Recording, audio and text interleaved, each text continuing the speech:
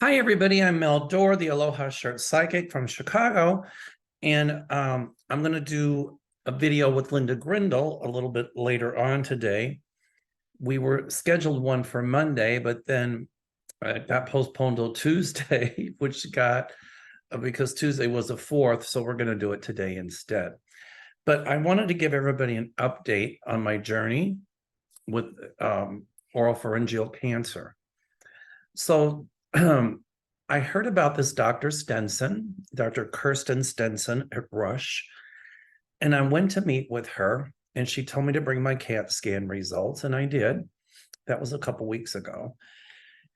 And she was absolutely the most phenomenally amazing human being I've ever met in my entire life. She's an excellent surgeon, but just a nice person. She came in, she said, I'm Kirsten. And, she took a tube through my nose, looked down into my throat. That's the third time I've had that done. I'm becoming a veteran at that. But anyway, she explained everything she was going to do, or everything that can be done. And then she said, let's go look at your CAT scan. So she showed me the tumor. And she said, now let's go discuss options. When you hear the word cancer, you feel so out of control. And just knowing I had options was amazing. So she said, you can either have radiation, and that's as equally as effective as surgery in getting rid of this, or we can do surgery. She said, radiation can have some long-term side effects. And I said, no, I want surgery. And I want you to do it because I had such excellent feelings with this lady. So she explained that they would go inside my mouth, to my tonsil. They'll do what's called a radical tonsillectomy. They'll remove the tonsil and tissue around it to make sure that they get clean margins, a little bit from my back of my throat. And then she'll do the reconstruction on the inside, and they'll cut along through here to biopsy the lymph nodes and make sure that the cancer hasn't spread.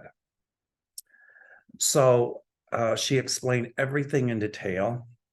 Naturally I cried, and she cried with me.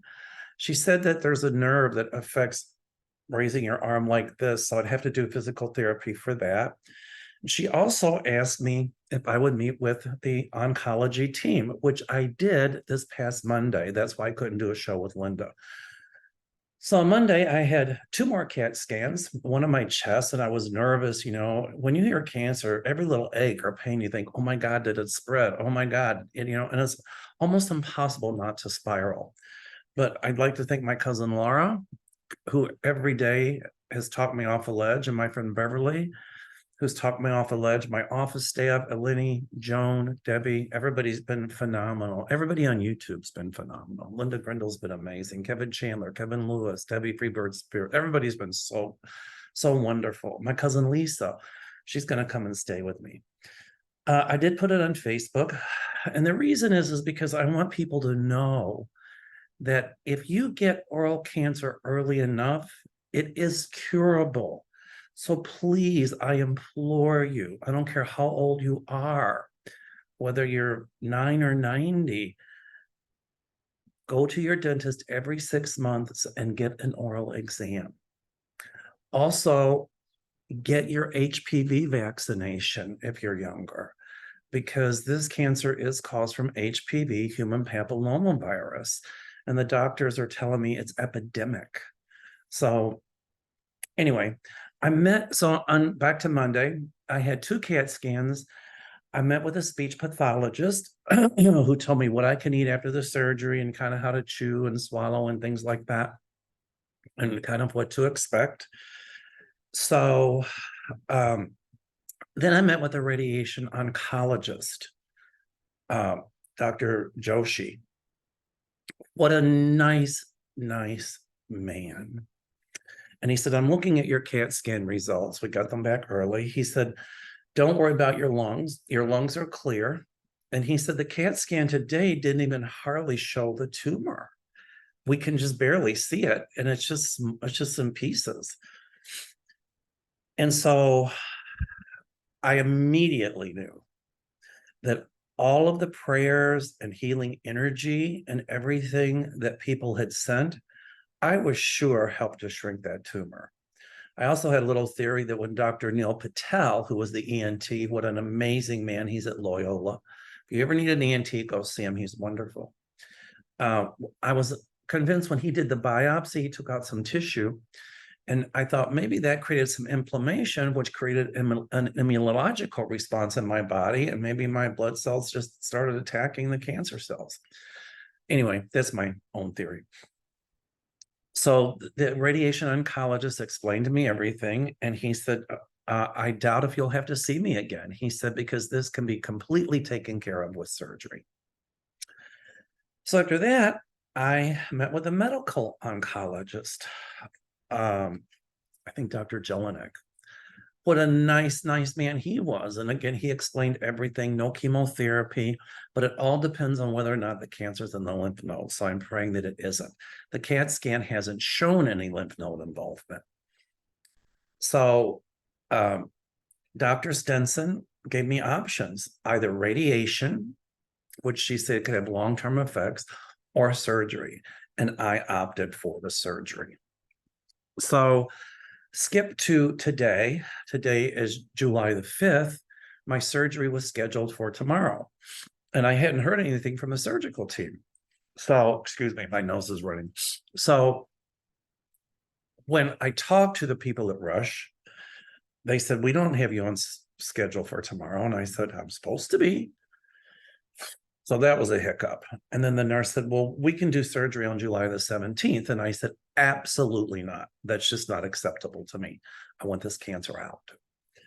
So they called me back and they said, we're sorry for the mix-up, but we'll do your surgery on Friday. So it was originally scheduled for tomorrow, and now it's scheduled for Friday at noon. So that's what's going on. They feel that they can get the cancer completely out with no radiation and no chemo. So pray that it hasn't gone into the lymph nodes. So that's what's happening. You know, my sister in Kentucky has been amazing. My brother-in-law, my nephew, my niece, my whole family, my cousins are calling me. Everybody's just been so loving and supportive. So here again, you know, you hear the word cancer and it's frightening. It's very frightening. And I'd lie to you if I said I wasn't afraid, because I am. But I just had to let the fear push me forward. And after talking to the team at Rush, I felt reassured that everything was going to be okay.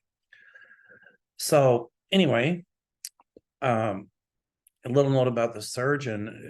When the nurse talked to her and said, I told him July the 17th, even the doctor said, no, that's too long. We're not waiting that long. So the surgeon is going to come in on one of her personal days off to do this surgery, which I am so thankful for. So all of your prayers, all of your energies are working, and I'm eternally thankful. So I'm going to go for now. I'll keep you posted. I might not be able to talk for a few days after my surgery, but I'll keep you abreast of everything. The biopsy report did come back, and it says poorly differentiated P16 positive squamous cell carcinoma. So basically what that means is that the HPV virus causes the cells to turn into cancer. And the doctor said that all of the cells are I was nervous about poorly differentiated because those cancers are more aggressive, but the doctor said that all these HPV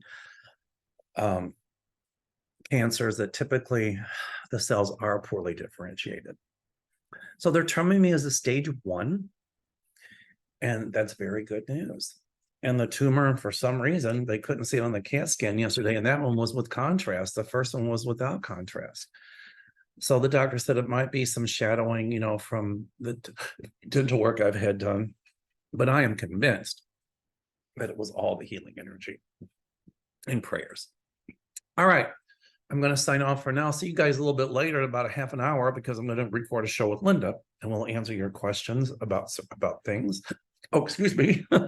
Nothing like the hiccups. But thank you for being a part of this journey. But I'll keep everybody posted. But please, please, please, I implore you, go to your dentist, get an oral checkup. It takes how long? Maybe 15 minutes, and it can save your life. So, you know, cancer doesn't mean a death sentence. I was lucky. I caught mine in time. But we'll talk. Meanwhile, thank you. I love all of you. Namaste and aloha. Bye-bye.